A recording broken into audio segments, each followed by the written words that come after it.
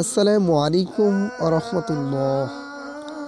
9 উপায়ে রোজার জন্য নিজেকে প্রস্তুত করুন।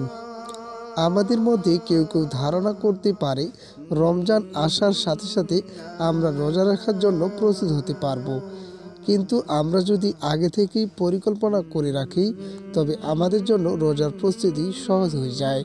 দীর্ঘ 1 মাস রোজার জন্য শরীরকে প্রস্তুতের লক্ষ্যে 9টি উপায় এই ভিডিওতে উল্লেখ করা হলো।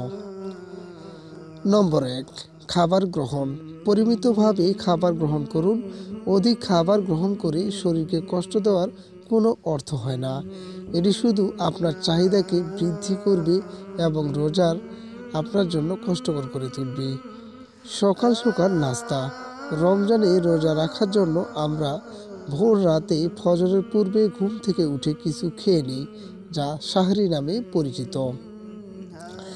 রোজার এই গুরুত্বপূর্ণ অংশটি কখনোই পরিহার করার মতো নয়। সাহরির সাথে শরীরকে মানানসই করার লক্ষ্যে এখন রমজানের আগে যতখানি সম্ভব সকাল সকাল নাস্তা সেরে রাখুন। 3, মাঝখানে হালকা খাবার থেকে বিরত থাকা। শুধু দিনের 3টি প্রধান খাবারের সময় খাবার গ্রহণ করুন।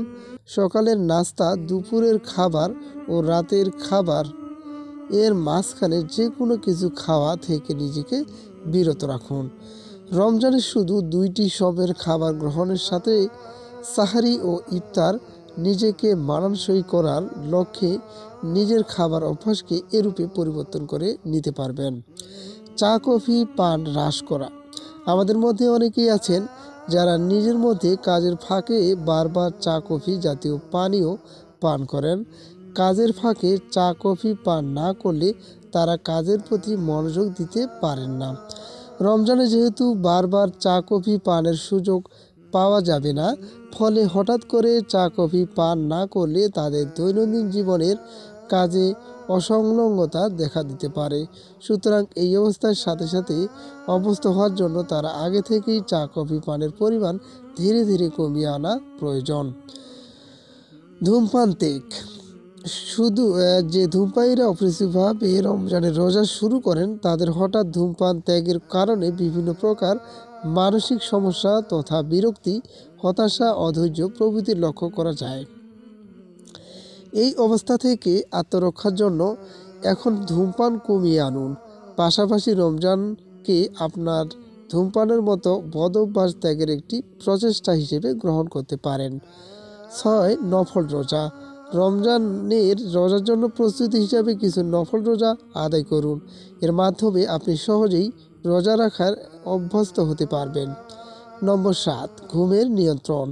আমাদের অনেকেরই বদ অভ্যাস অনেক রাত পর্যন্ত জেগে থাকা। এই অভ্যাসটি বদল করে আমাদের আগে আগে শয্যা গ্রহণ করা উচিত, কারণ রোজা রাখার জন্য আমাদের ফজরের পূর্বে সাহরি জন্য ঘুম থেকে উঠতে হবে। সুতরাং রাতে সময় নষ্ট না করে আমাদের আগে আগে ঘুমের অভ্যাস করা উচিত। নম্বর 8, প্রয়োজনীয় বস্তুর সংগ্রহ। রোজার শুরুর পূর্বে আমাদের দৈনন্দিন জীবনের প্রয়োজনীয় বস্তু সরবরাহ করে রাখা উচিত। রোজা রেখে বাজার করা খুবই কষ্টসাধ্য, কাজেই পাশাপাশি বাজারে সময় নষ্ট করার ফলে অন্যান্য ইবাদতের মাধ্যমে রমজানের অন্যান্য বরকত হাসিল থেকে আমরা বঞ্চিত হতে পারি। সুতরাং রোজার আগে আমাদের উচিত প্রয়োজনীয় বাজার সেরে নেওয়া। নম্বর 9, ডাক্তার যোগাযোগ। ডায়াবেটিস, রক্তচাপ সহ বিভিন্ন প্রকার অসুস্থতা আপনার যদি রোজা রাখতে সমস্যা হয়, আগেই ডাক্তারের সাথে যোগাযোগ করুন, কেননা আপনার সুস্থতার উপরেই বরং নির্ভর করবে আপনার রোজা রাখার সামর্থ্য।